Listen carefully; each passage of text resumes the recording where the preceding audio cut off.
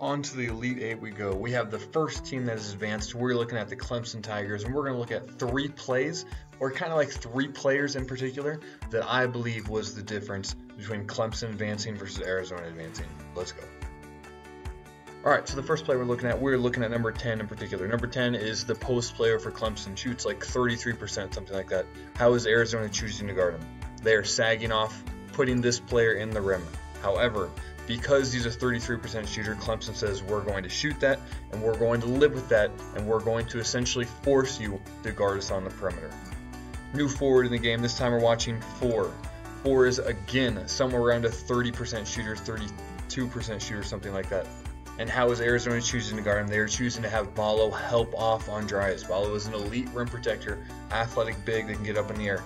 Having the player that he is guarding with the ability to shoot puts so much more strain on Arizona's defense. Again, we're watching 4. Hey, he just hit a 3. What does Ballo now have to do? Ballo is nowhere near the rim, cannot provide any help whatsoever. Instead, have to stay on the perimeter, which gives the other Clemson players more freedom, more space to operate, whether they be for cuts, whether they be for drives, whatever it is. Having this shooting big out here puts so much more strain on Arizona because everyone else just has to be that much better. You don't have Ballo anywhere near the rim to help bail you out. And so in this situation, the reality is I fundamentally agree with Arizona's strategy of sagging off 28% or frankly 30% or below shooters, but there are some times where you're going to get hit with it.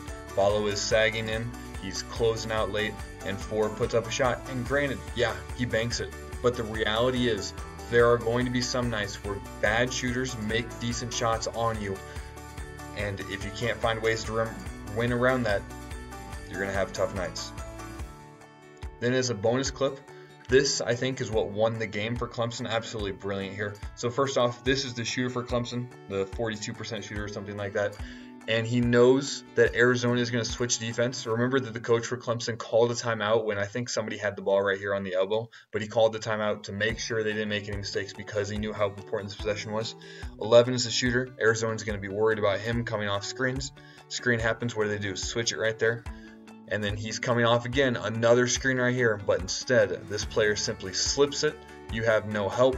Ballo's shaded just a little bit too far that way. Everyone else has to stay home because they're shooters. Again, this could be help, but he's made 2 threes now. And because you have so much attention that comes off this shooter right here, leaves him free right in the middle. An absolutely beautiful set drawn up by Clemson at a perfect time.